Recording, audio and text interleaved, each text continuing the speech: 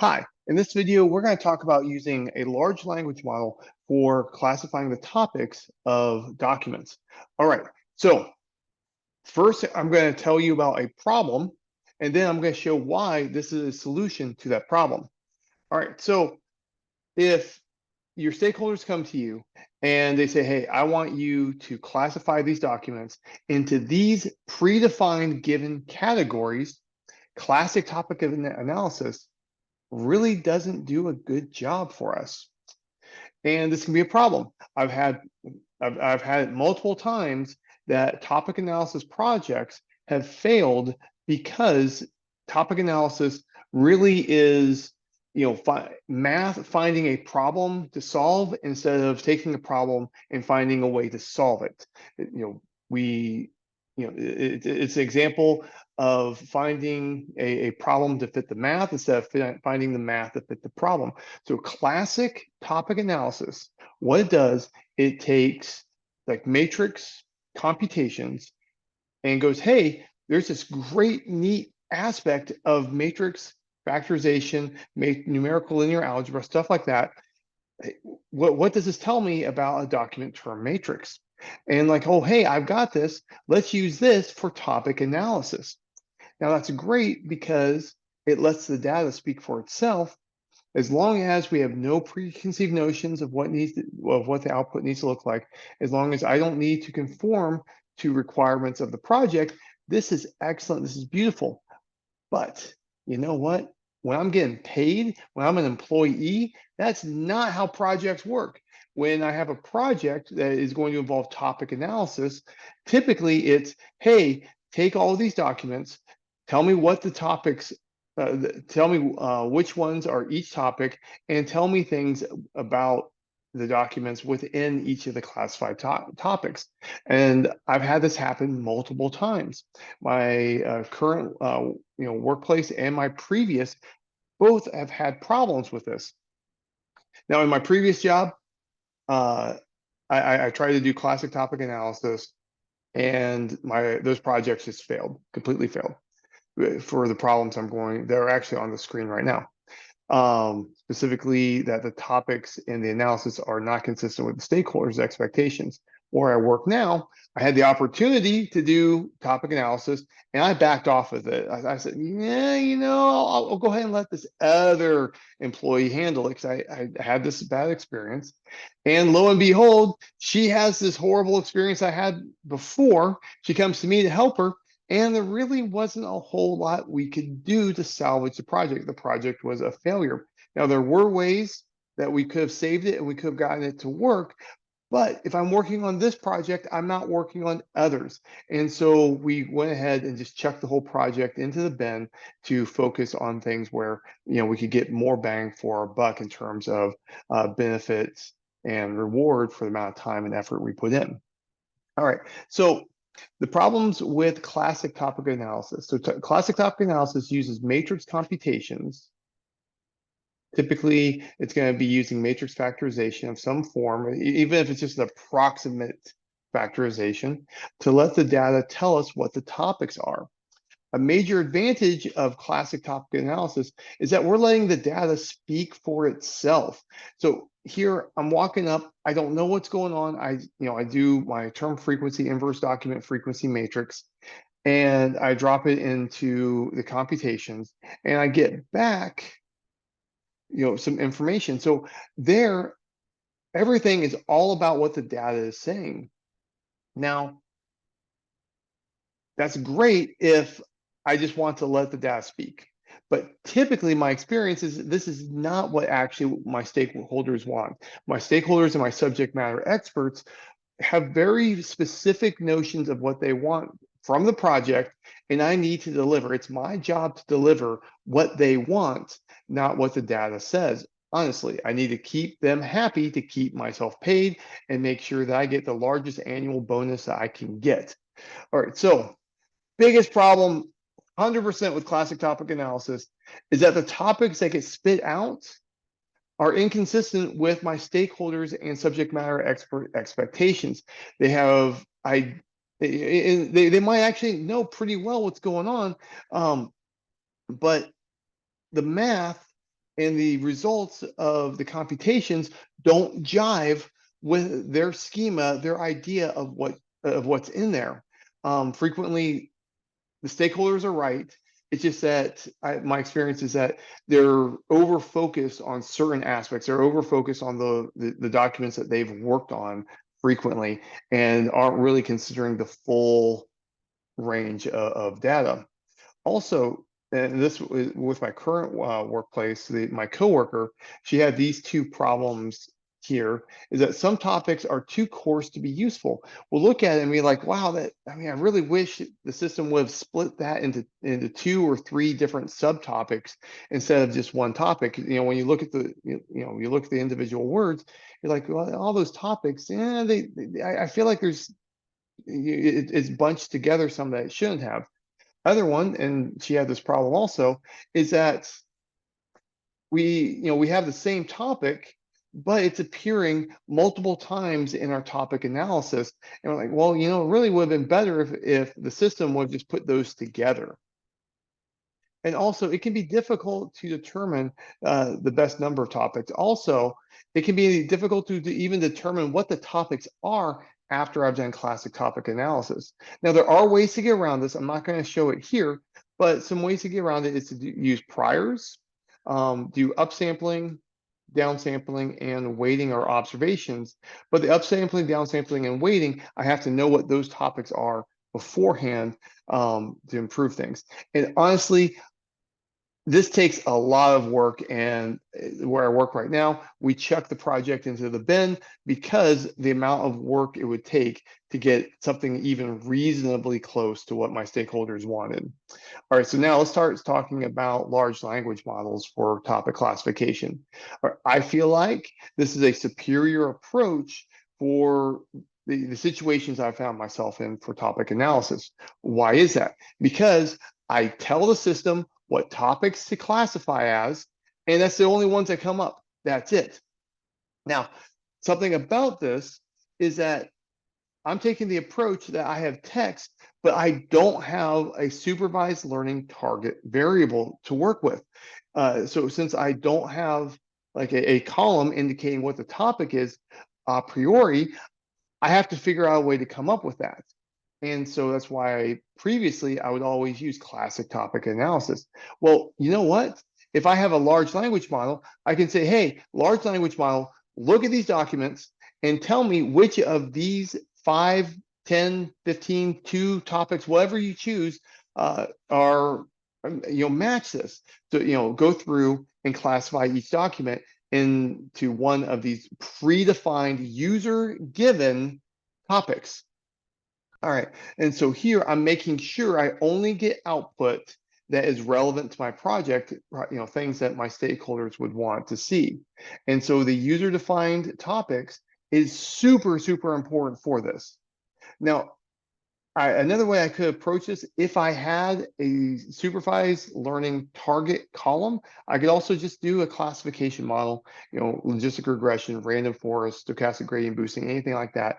Easy peasy lemon squeezy. But here we're taking the point of view that I don't have that column. I need to figure it out on my own. All right, so also one thing that is neat about this is that since I don't have a supervised learning target variable, I can't train on it. So I'm just walking up, taking a model that's available on the internet and just running with it and knocking this out.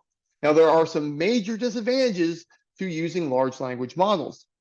All right, the one that rubs me the wrong way the most is the fact that if I take the same model, take the same observation, and I say classify this, repeatedly, if I do it 5 times, good chance I'm gonna get 5 different responses. Now, much of the different responses is going to be from the too verbose aspect that the large language models, they like to give you more information than you really want. In the example I'm going to show in a little bit, I've got a collection of topics and I want to just know which of these topics. Don't tell me any additional information. Just tell me the topic is what I want. But instead, the large language model will say the topic and then it'll justify itself. Well, that extra text comes out very inconsistently as I go through. And also you can get different labels by different run-throughs. It doesn't happen very often from my experience, but it is a risk that we're going to run. So large language models tend to be more verbose than desired. In this particular example, all I want to know is give me one of these topics, just spit it out. Don't give me any explanation. I'm running through a whole data frame. I don't care how you got to there. I just care about the best, most accurate answer possible. Also, long computation time. The code that, or the results I'm going to show you, ran overnight. So just be aware that anytime I'm invoking, a Gen AI solution, it can take a long time to run. Be ready for that. Also, the code that I ran, I'm paying OpenAI to take care of this. Now, here I'm using GPT 3.5 Turbo, pretty cheap, pretty fast, a good choice to use. But if I'm doing something for work, I don't want to pay, right? And I might have to get approval from somebody to be able to do this. Anytime you have to get approval to work on something, that is a huge problem in a lot of organizations. Even if we're talking about, quarters to be paid, I still have to get somebody's credit card to be involved. It goes through a whole process. I have to talk to people. If I don't have control over my own funds for this, this can make it so it's not even a possible solution. Now, Hugging Face is an alternative to OpenAI, but there's also other aspects that maybe OpenAI is the better choice. All right. So another thing that I've bumped into is that large language models are going through rapid development right now. And so you need to expect that code is not going to be backwards compatible. Every time there's an update to a package or module, expect old code to no longer run. This is horribly frustrating for me that something that I worked on 2 weeks ago no longer works as long as I'm using the most up-to-date packages. Also, it can be difficult to correct problems in model performance. So after I build my model, after I do my classifications, I check and I look at accuracy and I go, wow, there's some problems. I want to fix it. Really fixing this approach comes down to like fine tuning, which can take a long time, or improving the prompt. And improving the prompt a lot of times we'll improve things, but I find it's kind of like a diminishing returns. I try a little bit to improve, try a little bit more, try a little bit more, and it was like, a few things improve it, but at a certain point, the large language model doesn't really get better, is my experience. Also, Gen AI can have problems with hallucinations, bias, and toxicity. So that's a problem on its own. Usually not a problem for this type of task because of because we have very specific lanes to work with. But what is an issue for us is that most major organizations are going to have oversight on the use of Gen AI. And because of that, I'm going to have to go through meetings, have to go through approval, have to explain why I'm doing it, have to justify why I'm doing this instead of another approach. I would just rather sit down at my computer, start knocking this out, and instead of having conversations. There's additional hurdles. From what I've seen, the people who are involved in these committees tend to be very knowledgeable and very useful, good to tap into. But I would rather just sit down and knock my work out, honestly. All right, so the code that I'm going to show you in a moment, we're using GPT 3.5 Turbo. While I was working on this, actually, while the computations were computing, I received an email that GPT-4 Mini, 4.0 Mini has been released. According to the email, it's faster and more intelligent than 3.5 Turbo, but I was already working on it, so I'm not going to show that one. My experience is that 3.5 Turbo is a lot faster and cheaper than 4 Turbo. To me, a huge difference. And Turbo is faster and cheaper than the base version. Now I will concede that 3.5 Turbo gives slightly weaker results than 4Turbo, but the speed difference is a huge factor in the process of actually completing the project. If it takes me forever to get through one step, I'm never going to get through my project. So I recommend that while you're going through development, choose a really fast large language model to just go through and execute. And and you can switch over to like one to make sure that, hey, it looks like this model is going to be pretty quick, or is going to be accurate enough, and then go back to the speed one as you go and work through your project. Then when you get into development, right before you go into development, switch to the model you actually want to use, double check to make sure it's accurate and working well, then put it in production. All right, so let's go ahead and run through an example. We're going to go through and use the 20 news group data set from Scikit-learn. All right, so there's around 18,000 news group posts and 20 topics. All right, so here are 3 URLs that you can use to take a look. Now, it's easy for classifiers to overfit when we have metadata going on. So if I have metadata, such as the news organization. So let's say there is a political news organization, and that's labeled in my metadata. If I drop that metadata into the model, well, the model can go like, hey, I see that this organization is in there. I'm going to say politics. And so there, we're fitting on the metadata, not fitting on the actual text itself. That's not what we want to do. And I mean, we might want to do it. It potentially could be useful, but for this purpose here and now, I want to only look at the text. All right, so to prevent overfitting on metadata, I'm going to exclude it. So I'm going to exclude the headers and the footers, and also I'm excluding quotes from the data. Now, before this video, I went through, ran all the code, and saved the results. When you see the all black boxes of code, that means it's a raw text. It's not markdown and it's not code technically for the cell in Jupyter Notebooks. What I'm doing is, this is the code I used, but I don't want to repeat things I've already done because I don't want to overwrite the work I've done. It took a long time to get through the actual classification. All right, so I'm going to fetch the data set. Here, I want all. There's 2 subsets, train and test. I'm throwing everything into the all group because I'm not actually training a model. I'm removing the header, footers, and the quotes, and I'm keeping it all as just one like dictionary structure. Now, the dictionary structure includes 5 slots. One is data, one is file names, and target, and all of these, when I pulled it, had the same number of elements. There's also the topics in there, and there's another one also in there. Those 2 do not have the same number. They have fewer than these 3. And so you'll notice I excluded those from the data frame. All right, so here's the actual text we want. I've removed headers, removed footers, and removed quotes. And here is the default target variable as the text. Now, I'm not actually going to train a model. I'm going to use the target column to evaluate the performance at the end of this.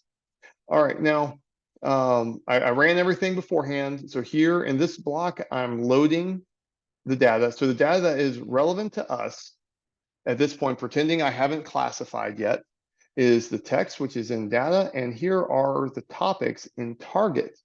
All right, now I look at this and we have, like we don't have like really the best names. Let me see, like REC for recreation, MISC for miscellaneous, SCI for science, and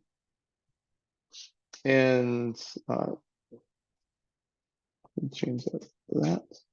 And we can go through and just see, well, these aren't as precise as I would like them. I create a dictionary to convert over to one that's more user-friendly.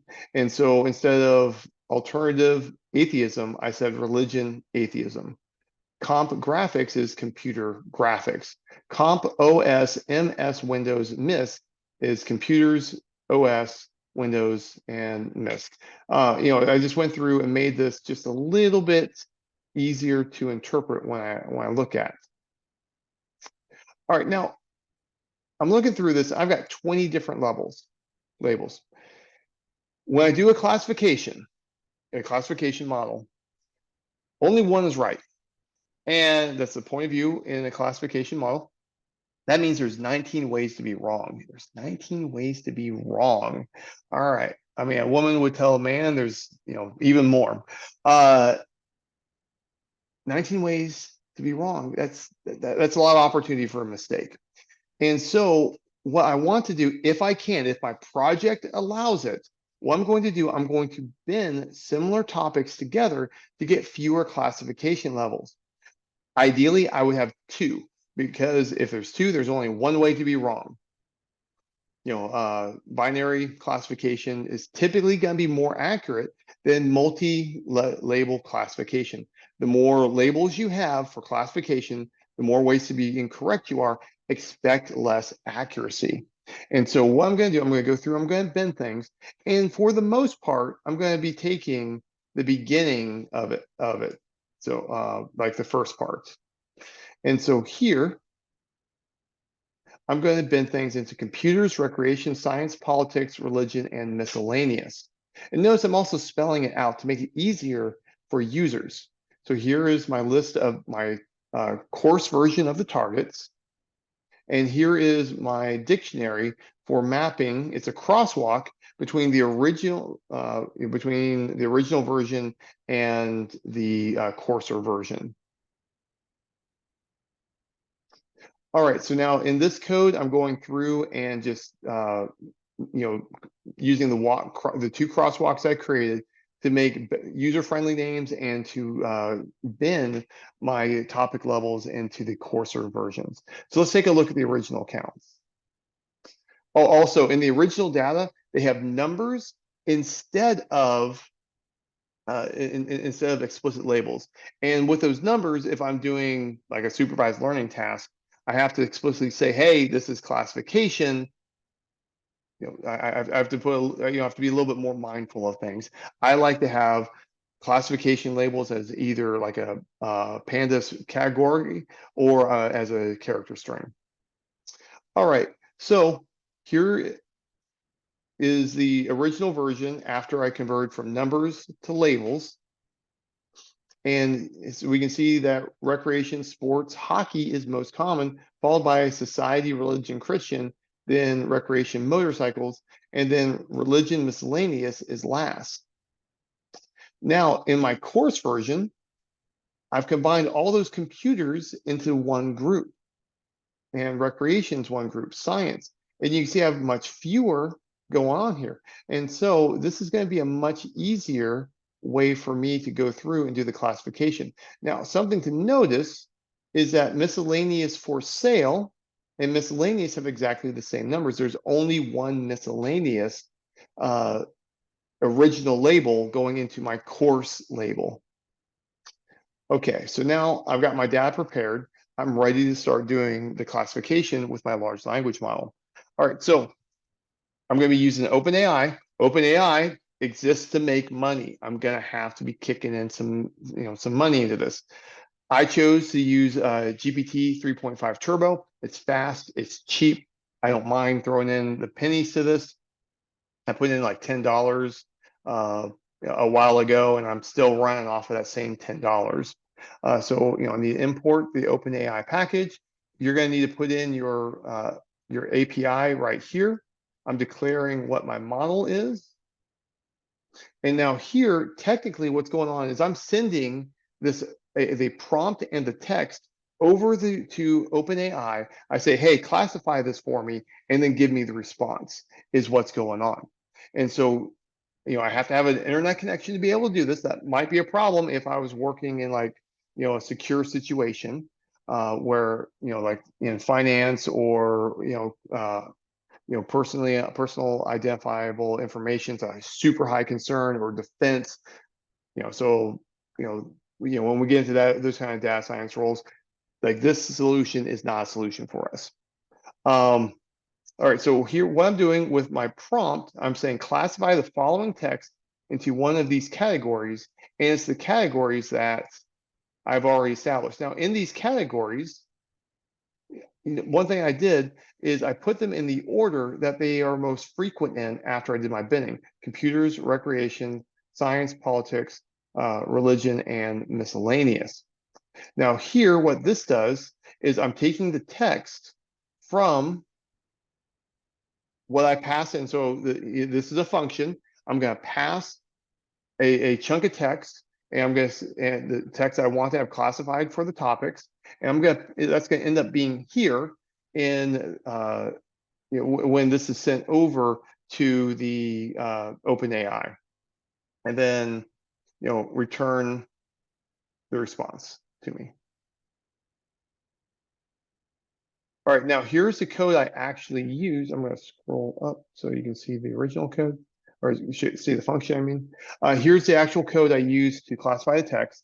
What I did, I started, so once I realized that this is going to take a long time, I hit timeout, hit stop, and what I did was I went, hey, I'm going to create a whole column of nothing but empty character strings. Then I told this for loop to go through. If it's an empty character string, send for the classification. I'm going to send the text over to OpenAI, get the response, fill it in. Now, this takes a long time, and when things take a long time, it's likely that your kernel is going to die, power outage, fire alarm goes off, something weird can happen. And so after each time I have a change, I went ahead and saved it. Now, what I can do, I can go through, reload the data after the kernel dies, after, like I ended, let's say I was running this, I intended to run this overnight on AWS, and my organization has AWS die around like 8 o'clock at night. Well, I come in the next morning, I reload from where I was, start all over again, and I haven't lost anything. I feel like this is a good choice. Now, technically, this is, really, this is going to be slowing down the system. I should probably save like every, 10th, 100th iteration, something like that. Here, I'm doing it every time there's a change. Whatever, not that big of a deal. And also, there were times that it just didn't work out for me. Then, the OpenAI didn't give a response, got an error, and there are problems with the text itself. And so here I'm just saying, hey, if there's an error, skip it, keep rolling. Don't sweat errors. All right, so here we can look at the results that we have. All right, so the results I've got going, here is the text. Here is the original target variable in this column. Here is the target variable that I'm actually using. And here's the classification from OpenAI, from my large language model. Okay. All right, so this text falls into the category of recreation, category, computers. This text falls under the category of politics. This text belongs to the category of computers.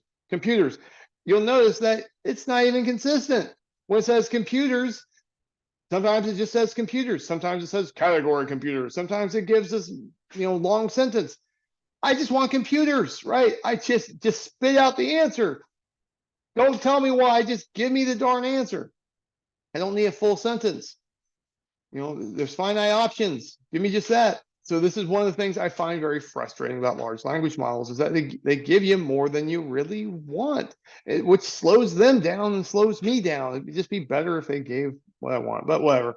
You can minimize that by improving the prompt.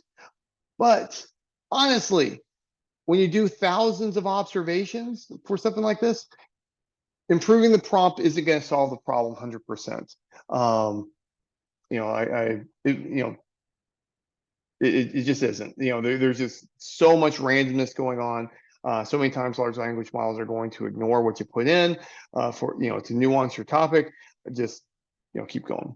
All right, so now here, let's look at the tail, and you'll notice like here, like we've got uppercase for the beginning, like I guess I'll say proper case computers.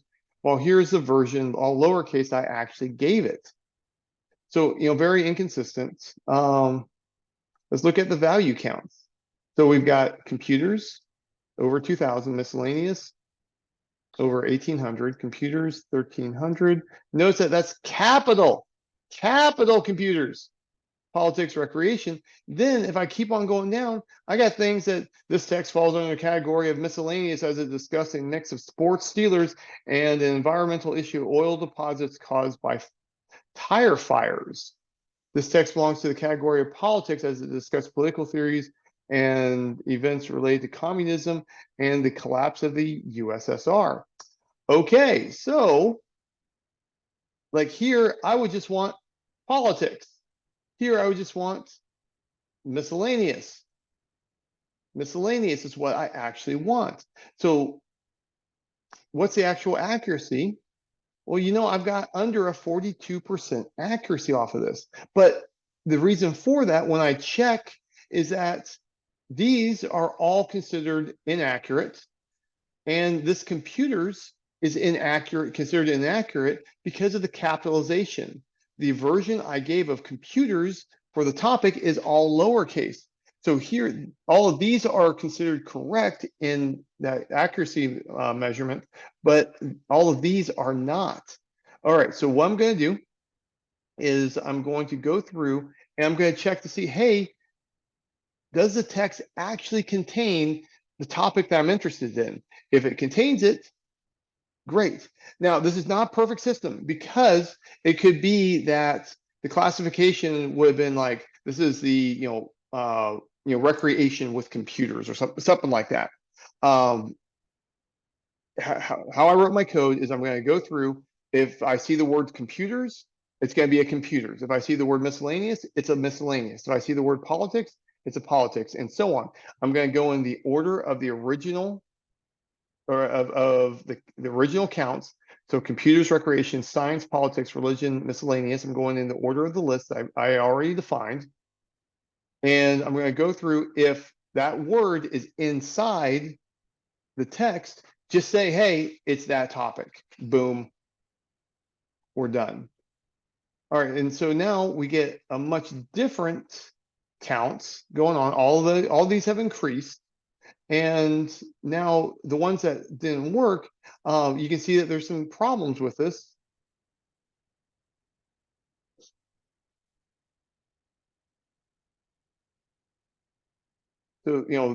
So I've greatly reduced the ones that are not actual classifications, and you can see now I've got just over a 96% accuracy. Okay, now which ones are let's take a quick look at how things are not performing well. And so here I'm just going through, and we can just see in the cases where none of the topics were words anywhere in the classification, we can see most of the time the system just had a problem, like there's a difficulty. Now here, this text would fall under the category of whatever that is. I don't have a category that starts with ME. Like here, this text falls under the category of automobiles.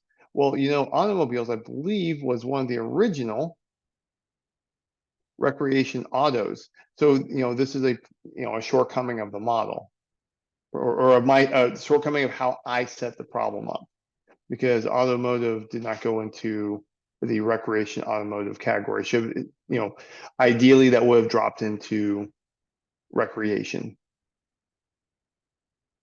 All right, so let's evaluate the performance. All right, so what I'm going to do is, if it didn't have a topic, a predefined topic, I'm going to replace it with the empty character string. Why did I do this? Remember, I had empty character strings in that for loop to run through if it's an empty character string, attempt to classify it. So if I wanted to take another crack at it and try again, I'm already set up to just try it all over again and get things working. I didn't do that because frankly, this is good enough for the purpose of a video. All right, so let's look at our confusion matrix. Remember that I have things in a different order than alphabetical order. By default, if I was to do my pandas crosstab, by default, things will be in alphabetical order. And that would put the empty character string first, by the way. Well, that, really what I want to have it so that, the largest category is first, second largest, third largest, then down to the smallest, miscellaneous, and then we have the empty character string. Notice that the empty character string is not one of the correct labels. And so here is when we got right is on the diagonal.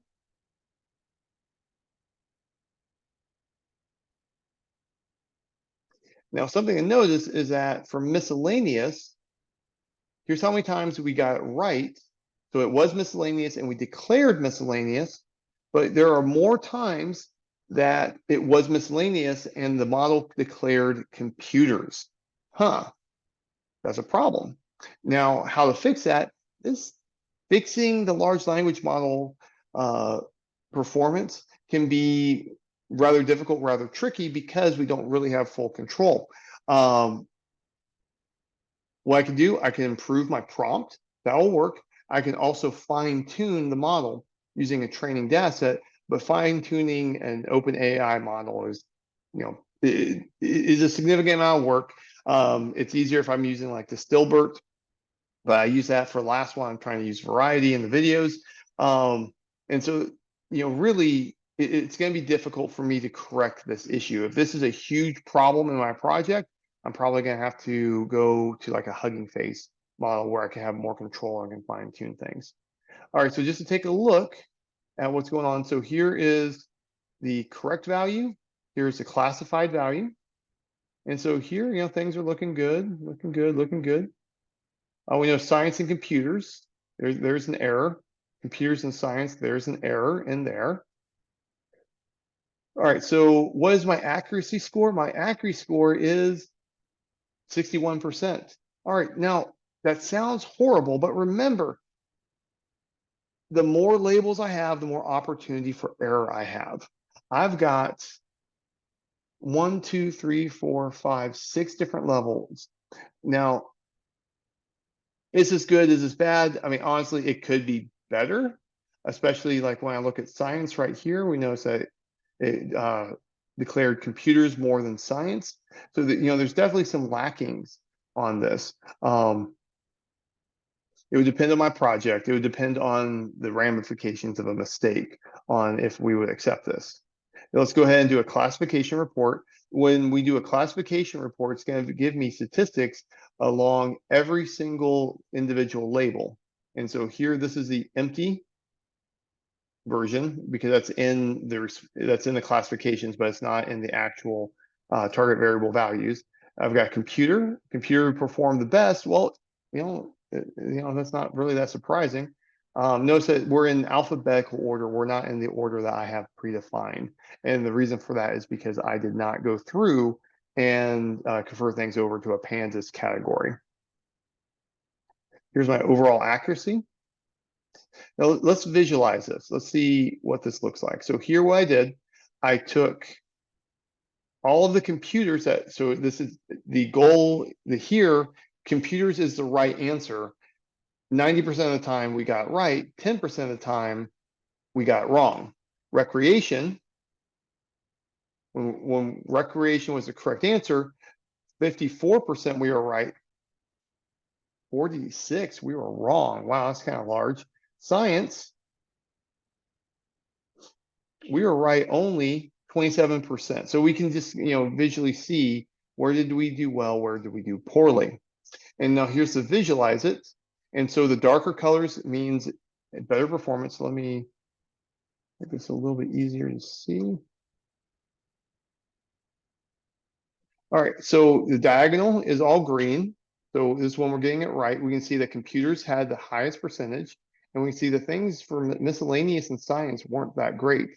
We can see that miscellaneous was getting called computers too frequently. Recreation was getting called miscellaneous too often. All right, well, that's all I've got for you. Life is short. Do math.